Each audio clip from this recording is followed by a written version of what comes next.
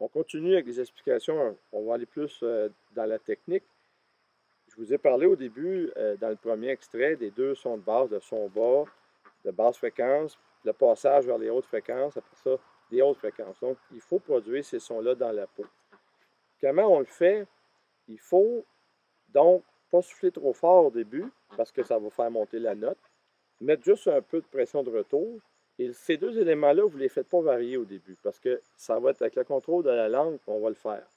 Donc, si je place ma langue, comme sur les schémas, avec le bout derrière les dents, si je dis le mot « tout », la langue plie à l'envers. Et donc, la distance entre le palais et la langue augmente. Qu'est-ce que ça fait? Ça fait une boîte de résonance, parce que votre bouche et vos sinus font partie de la peau.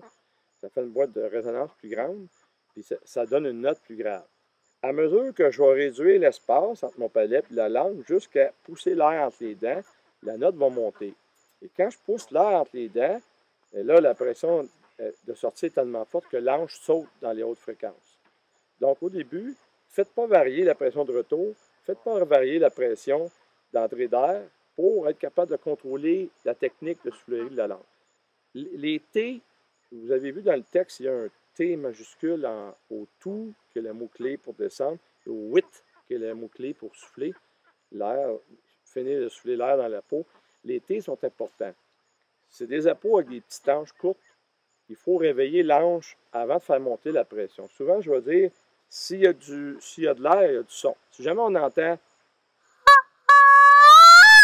la peau ne pourra pas cloquer. S'il y a de l'air avant d'avoir le son, la peau va tout de suite vibrer, l'ange va tout de suite vibrer dans les hautes fréquences. Donc, vous mettez un T au début. Vous ne dites pas le mot, mais vous le prononcez. En mettant de l'air chaud, ça va faire vibrer votre peau dans les basses fréquences. Le T sert à initier la vibration de l'ange. Donc, si je fais juste un T,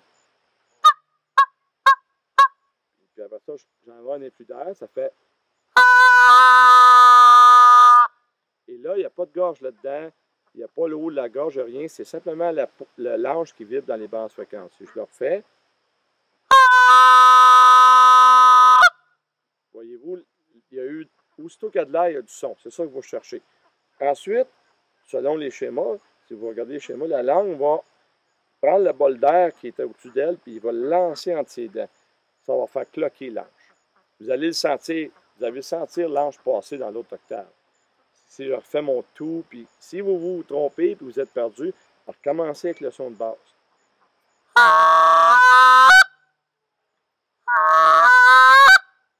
Là, tout ce que je fais tout en descendant ma langue, puis après ça, je fais le mot-clé 8 en finissant. Le T à la fin du 8 est aussi important parce que si vous ne le faites pas, le son va glisser.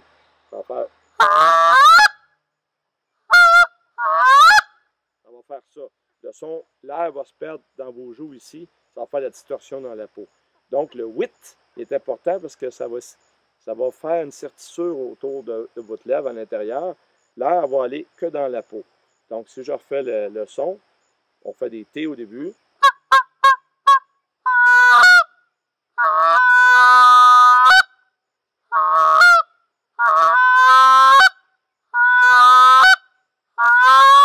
Et ça, on rapetisse le début du tout, on commence les vrais appels.